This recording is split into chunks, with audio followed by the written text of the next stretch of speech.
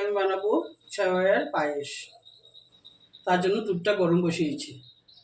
ঘি বসিয়ে সেমাইকে ভেজে নেব। ঘি দিয়ে একটু ভেজে নিচ্ছি। দুধটা বলক উঠে গেছে, এখন আমি চিনিটা দিয়ে দেবো আগে। তেজপাতাটা দিয়ে দিচ্ছি, বলক উঠে গেছে চিনি দেওয়ার পরে। এখন সেমাইটা দিয়ে দিচ্ছি।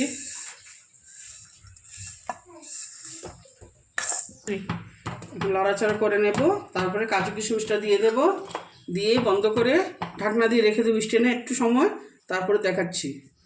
হয়ে গেছে, এখন নামিয়ে নিচ্ছি। হয়ে গেছে, ট্রাই করবেন, ভালো লাগলে আমাকে কমেন্ট করে জানাবেন। Thank you.